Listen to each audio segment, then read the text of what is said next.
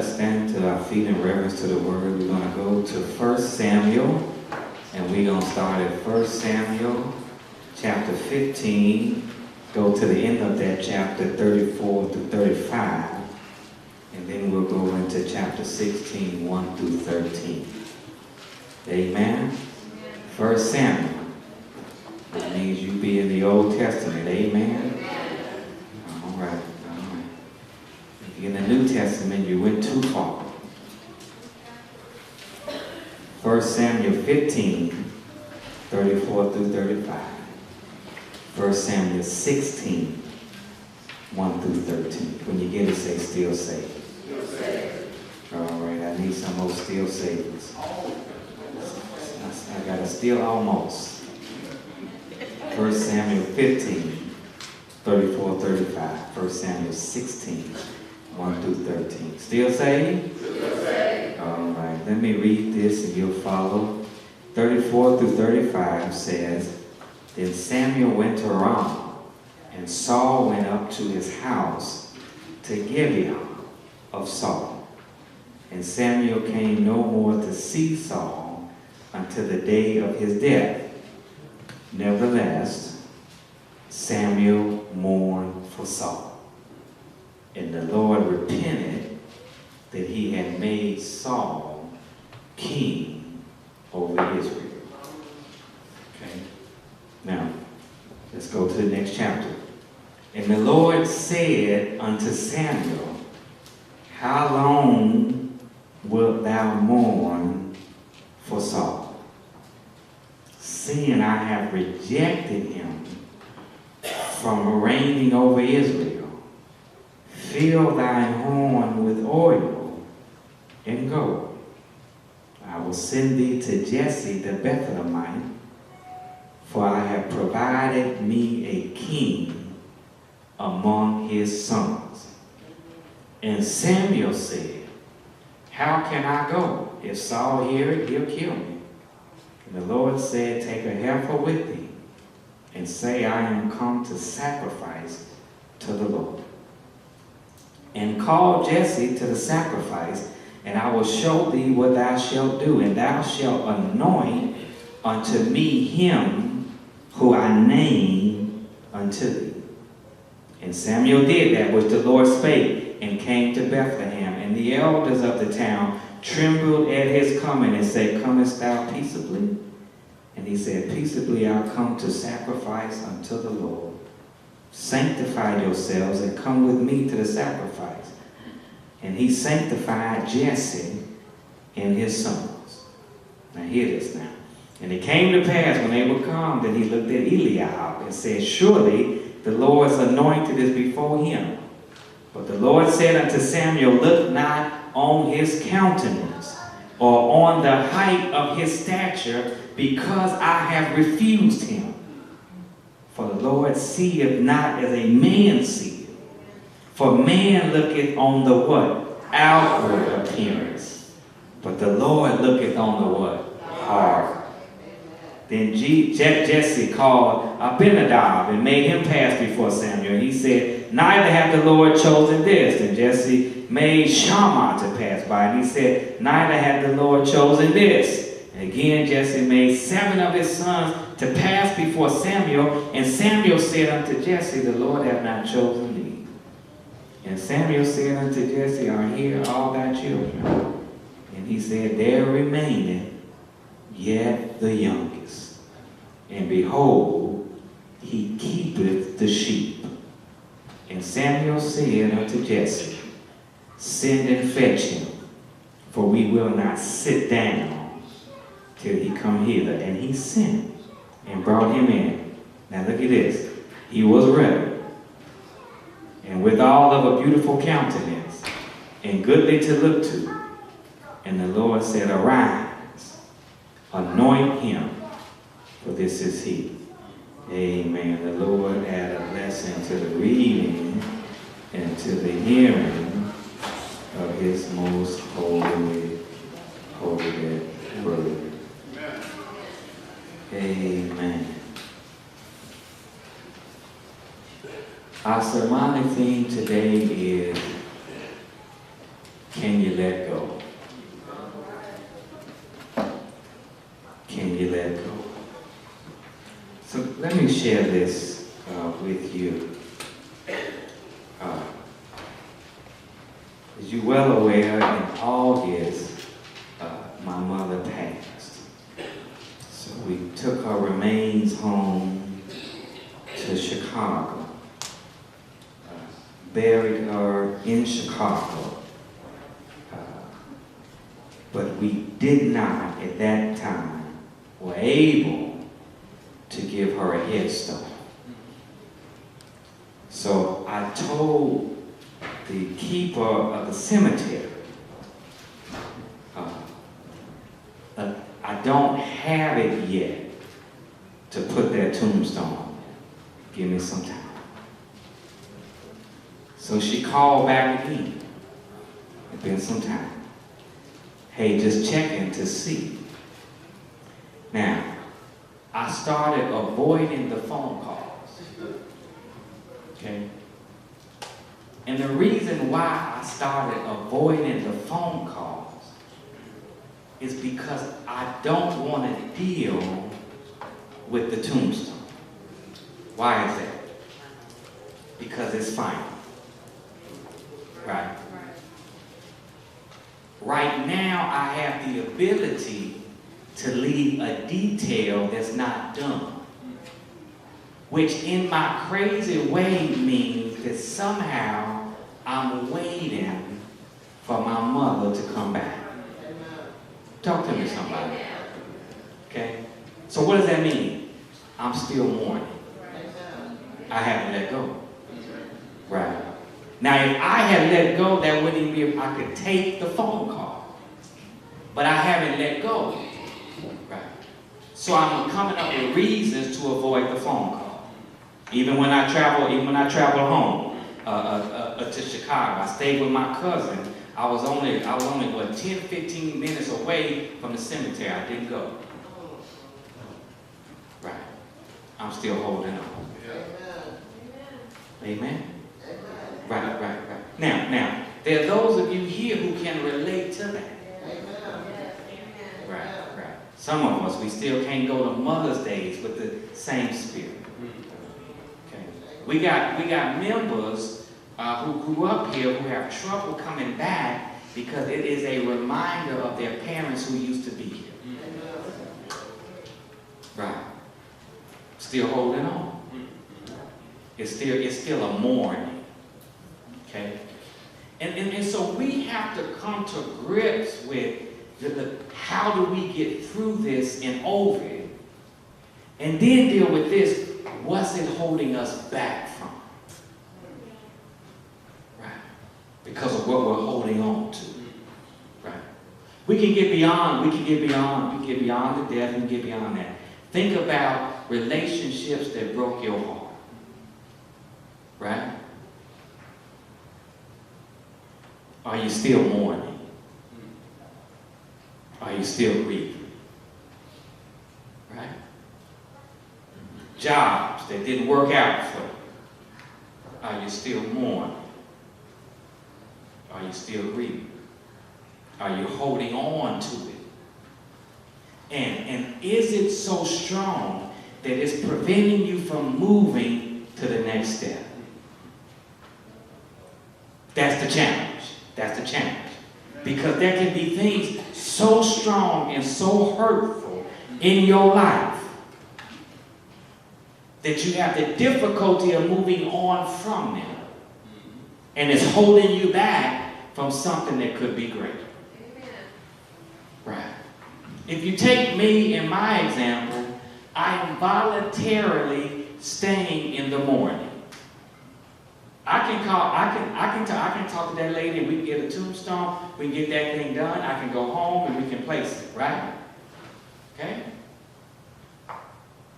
But I haven't gotten over it yet. Amen?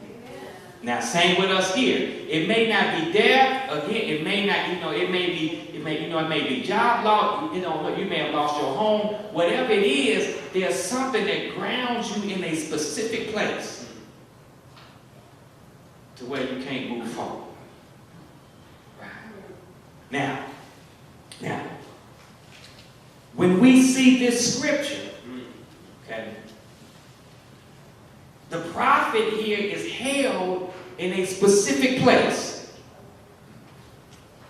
He's mourning. He's grieving. Now, what is the reason for it? Because it was the loss of the expectation.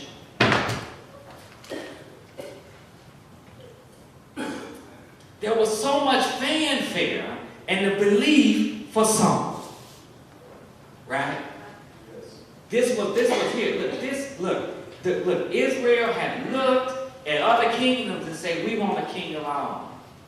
We tired of this prophet-led government. We want our own king.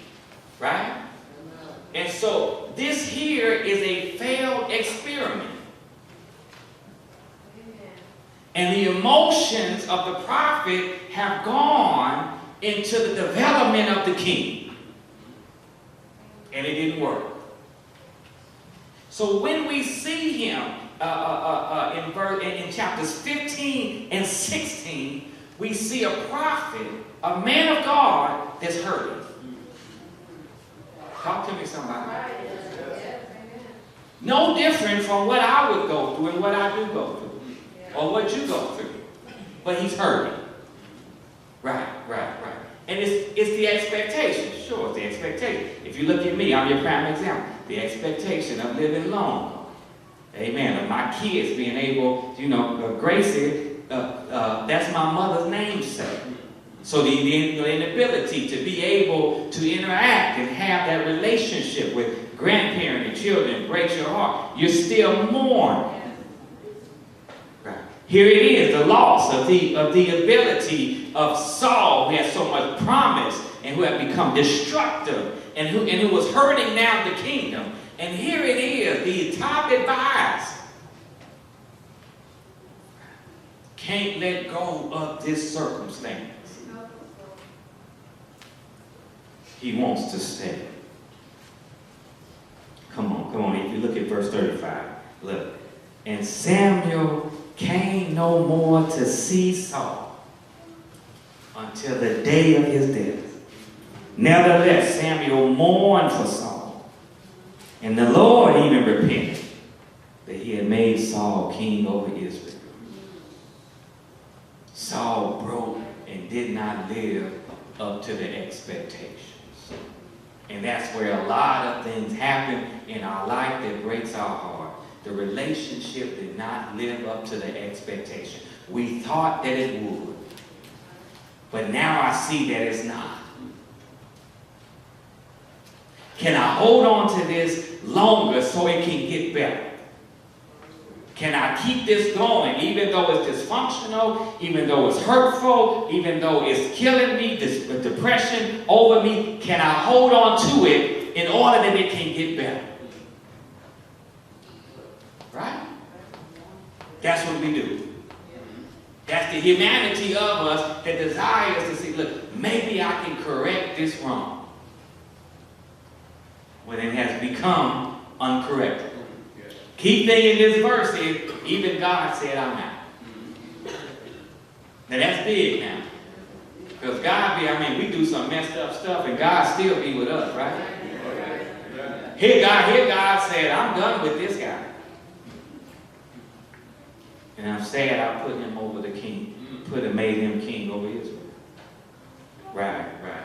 So the humanity of Saul gave him the strong affection for him. God, and when you get into chapter 16, God has to remind Samuel that Saul did not call Samuel. I called you. Come on, let's go. Let's look at verse 1 here. In chapter 16. And the Lord said unto Samuel, how long wilt thou mourn for Saul? Seeing I have rejected him from reigning over Israel. Okay? Then what's he telling him now? Fill thine home with oil and gold, and I will send them to Jesse the Bethlehemite For I have provided a king among his sons. Right. He had a ram in the bush. Okay? But Samuel had to let go so they could get to that ram that's in the bush.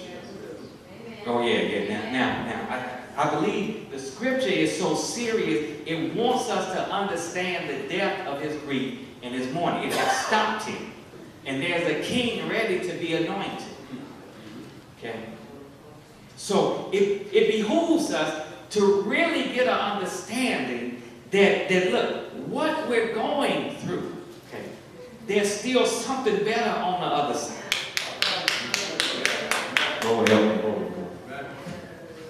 There's something better for us.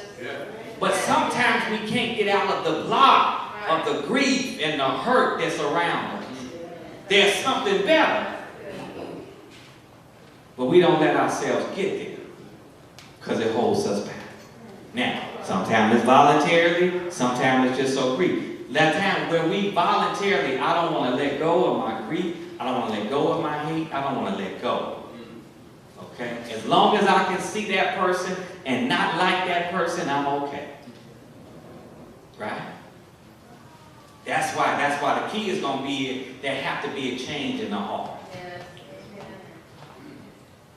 Because it's a heart issue.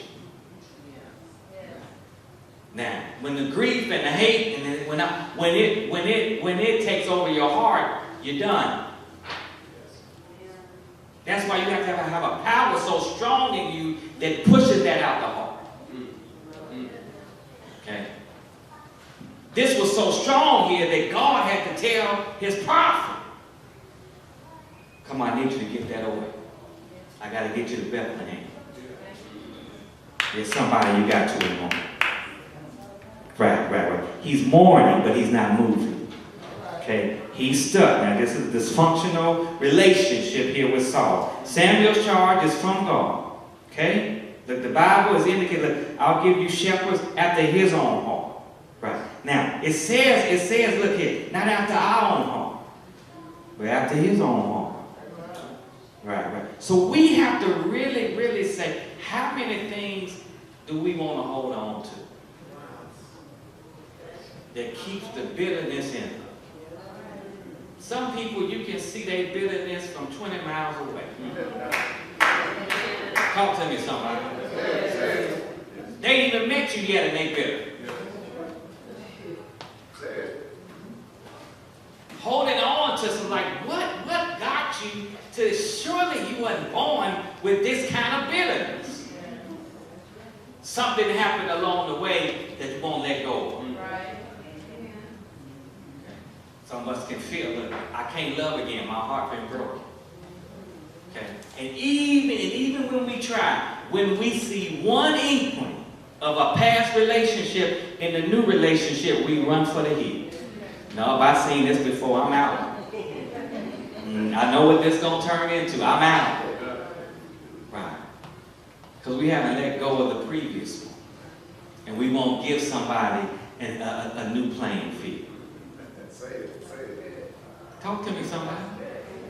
All right. Look. Persons who get stuck, in these relationships, steal and die, can be that with jobs, friends, family. Look, we have to wash our hands up. Love the people, but move on. Persons who died, we still, look at me, still at the cemetery. Okay? It's not that I can't leave the tombstone, I can't put it down. Right? But the more the sister called me, the more I got to come to grips with this, right? Because it's not going to go away. It is not going to go away. I got to deal with it right now. And as much as I push it off, okay, the stronger the feeling goes inside. I got to come to grips with it. Right. Now, what's God trying to say to his prophet? Look, Samuel, you got to divorce Saul physically, but you also got to let go spiritually. Now, in order to get to this new king, right, you got to spiritually let go of Saul. Right. Now, you see within the scripture now, when said, I'm going to send you to Saul, look, Samuel's concerned. He's still on Saul. When I'm going to see to Jesse, Samuel's still concerned. Saul may kill me. He's still hooked on Saul. God has ripped power and influence. And that's the danger. Because Saul had become his God. God is giving him an order to go, and he's still focused on the earthly king. Talk to me, somebody. Now that's how we can be. Sit here and be concerned about what other people got to say instead of what God is trying to say to us.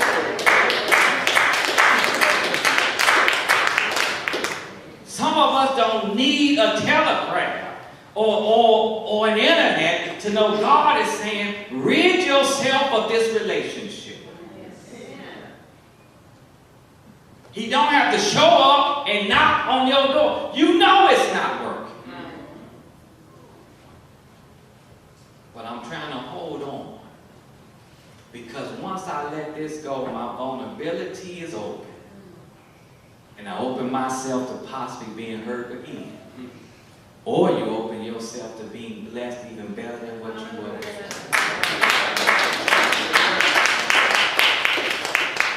Come on, look. Look at this, look. What happens when you let go? You get angry. The scripture indicates, look, Samuel had to go to Bethlehem and find Jesse. Look, he had to go secretly. He was going to anoint the new future king. Saul and his destructive nature would have killed Samuel, the new king. He finds Jesse, sacrifices, and anoints his son. Okay? There's a lesson just in finding Jesse. In finding David. They brought who they thought should be the best king. This fulfilled the requirement. This one is strong and smart. He's everything. No, I'm not looking for that. Right. This was a hard issue. The wise guy said, look, I'll give you a shepherd after what? His own heart. Not yours. After his own heart. Sometimes packages don't come exactly like we want. That's because we created our own earthly expectations of what they should be. Talk to me, somebody. Some of us looking for the people, or look, we want the people to move next door to us. They got money, right? And their houses be more messed up than the people who don't have no money. It's a hard issue. What are you on the inside? Come on, look. Thy word have I placed in your what? That I may not what? Sin against thee. Come on. Look. Go to verse 6. And it came to pass, when they were come, that he looked on Eliab and said, surely the Lord's anointed is before him. But the Lord said unto Samuel, look not on his countenance, or on the height of his stature, because I have refused him. For the Lord seeth not as a man seeth. For man look on the outward appearance, but the Lord looketh on the heart. Isn't that something? Society pumps us up to believe what we feel is best. Look, sometimes the job with the most money ain't necessarily the best one for you. Because you're going to be miserable on that job. And it ain't nothing worse than a miserable poor person with money.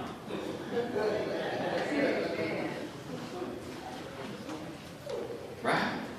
Sometimes the one with the most prestige. I remember a lot of us coming out of law school, like, let me get the big job at the big firm. When them dudes is working till like 2, 3, 5 o'clock in the morning. Right? So you killing your health in the process. But you got prestige and status because you at this job. Really? Is that worth it, church? Some of us work so hard we can't even pray to God. And God gave us a job in the first place. Can't even take a few seconds just to say grace and thank God at least for the food on the table. Because we got a room.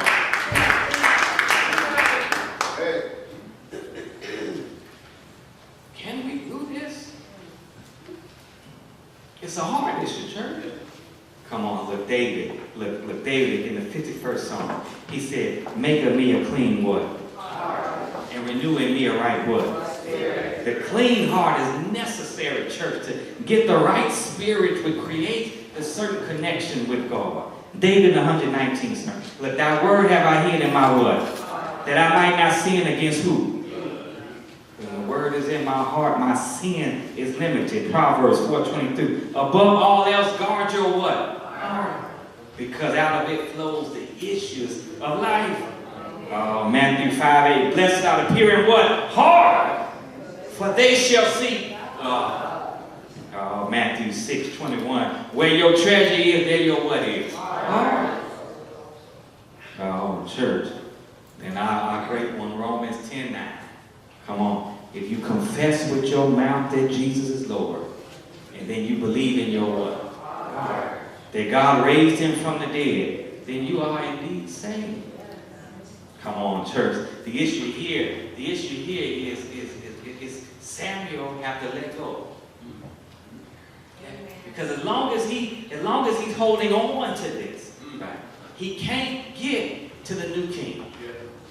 And then in getting to the new king, he has to be open and ready to see not what's on the outside, but to see what's on the inside. That's the requirement for leadership. You may have a fancy resume, but what are you on the inside? Come on, talk to me, somebody. You can sing the best song up there, but what's your heart like?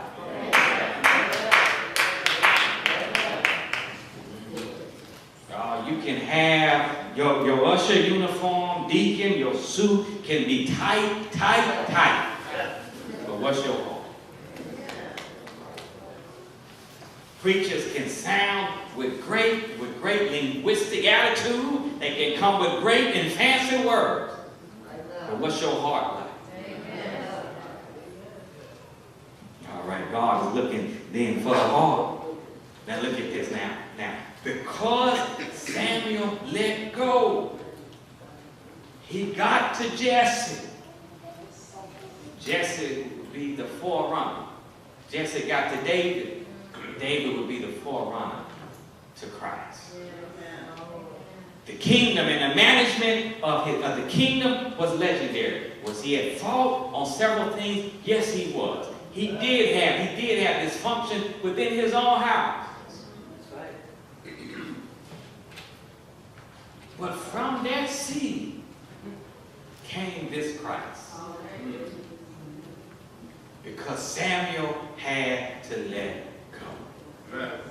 Isn't that something? So look, can you let go? I mean, can you? I don't even know what's plaguing you. I don't even know what's going on. You know me, I'm the preacher, so I just put my stuff out there. Amen? You see that. I can't even go to the house where my mother was staying. I drive past the block. Right? I said, and I love the people that took care of her. Love them. Can't pull over there and say. And they understand to a point. Say, Joy, when you come to see us, I'm gonna be there. I get close and keep on going. Some point here, I got to let go. Because see, I know when I go in that house and I see that room, it's going to hit me again. But you know what? I need to keep getting hit. Because I got to come to grips with the reality of it. And that's something like that. Think about relationship-wise. Something we got to face head on. Because it's holding us back. Because we haven't let go. Okay? And at the point where we face it, then we can release ourselves from the bitterness. and we can let go. Right. Some of us, it's just our own personal situations. You know, we didn't finish school like what we should have finished school. We didn't get these things done. It doesn't mean that it's over. You can. But you got to let go of what you didn't do. And now focus on what you can do. You got to do it. I have realized this here, church. Life is it's just but a minute. Okay? It'll go before you real quick. And you better get some enjoyment out of this.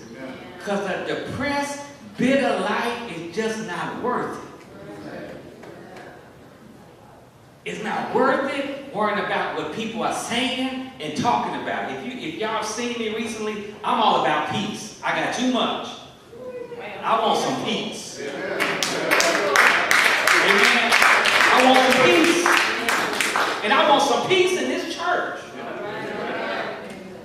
All the potential in the world, the static that goes on amongst us, we're holding on to stuff that we got to let go of. If I do anything, if I sound like a dictator, y'all go and call me a previous pastor. If I get too flimsy and flexy, you call me another pastor. They gone.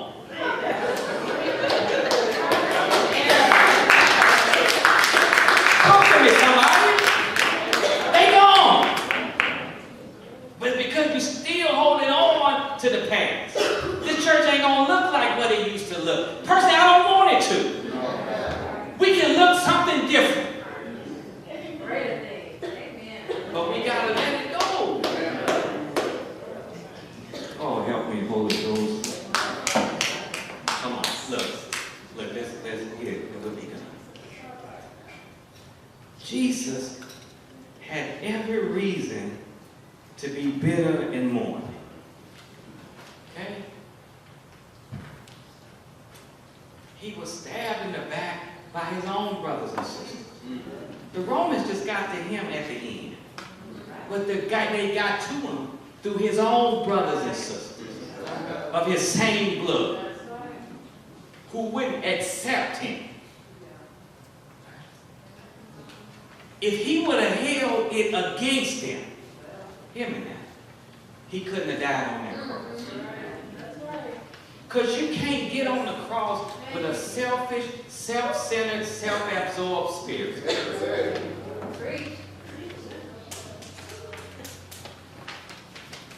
You got to get on the cross with the right heart. Come on, preachers, you got to preach with the right heart. Come on, choirs, you got to sing with the right heart. You don't need 60 people up there. You just need the right heart.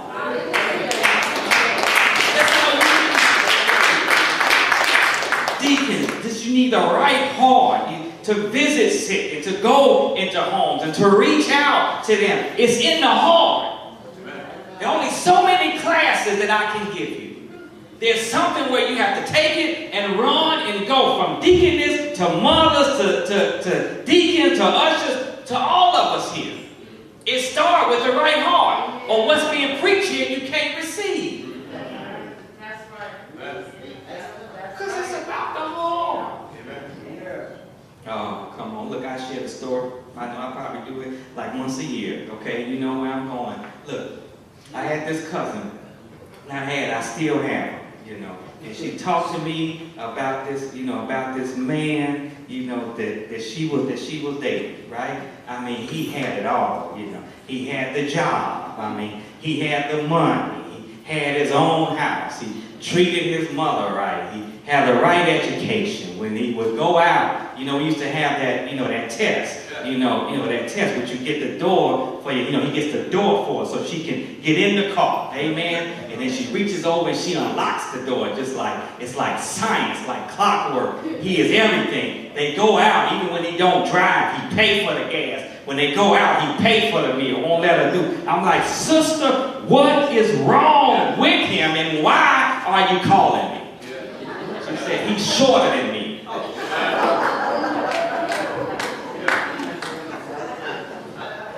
He's shorter than me. You're focusing on the outside instead of what's on the inside. church, that's what had to happen. Look, Christ died on that cross because of what was on the inside. He took a nail in the right and a nail in the left because of what was on the inside. He had nails through his feet and the piercing of his side because of what was on the inside. A crown of thorns on his head. And still on the cross talking about, Father, forgive them. They're the ones who put me on here. They're the ones who talked about me. They're the ones who done disgraced me. But Father, forgive them, for they know not what they do. He died